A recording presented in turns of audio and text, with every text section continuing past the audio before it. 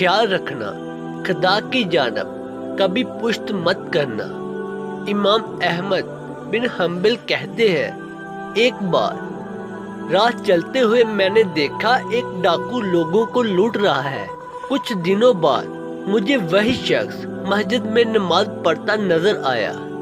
میں اس کے پاس گیا اور اسے سمجھایا کہ تمہاری یہ کیا نماز ہے؟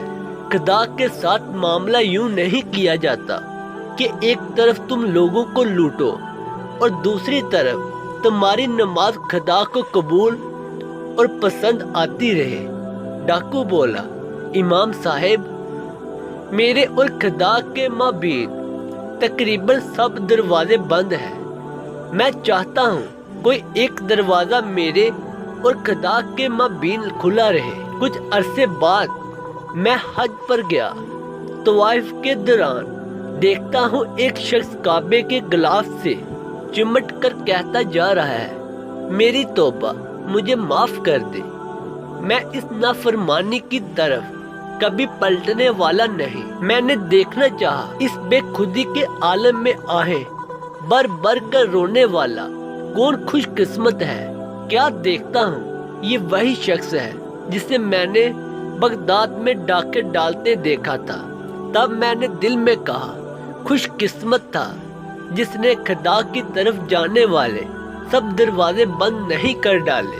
خدا مہربان ہے جس نے وہ سبھی دروازے آ کر کھول ڈالے۔ تو کیسے بھی برے حال میں ہو، کتنے ہی گناہ گار ہو، خدا کے ساتھ اپنے سب دروازے بند مت کر لینا۔ جتنے دروازے کھلے رکھ سکتے ہو انہیں کھلے رکھنے کے لیے شیطان کے مقابلے پر مسلسل زور مارتے رہنا اور کبھی ہار مت ماننا۔ کوئی ایک بھی دروازہ یہاں کھلا مل گیا تو کچھ دیر بعد وہ سب دروازے ہی کھل جائیں جن کے بارے میں تمہیں کبھی آس نہ تھی کہ خدا کی جانب سفر میں ان سب خوبصورت راہوں سے تمہارا کبھی گزر ہوگا۔ کہہ دو کہ اے میرے بندو جنہوں نے اپنے جانوں پر زیادتی کر لی ہے، خدا کی رحمت سے نا امید نہ ہونا۔ خدا تو سب گناہوں کو بخش دیتا ہے، وہ تو بخشنے والا مہربان ہے۔ رجوع کر لو اپنے پروردگار سے اس سے پہلے کہ تم پر عذاب واقع ہو۔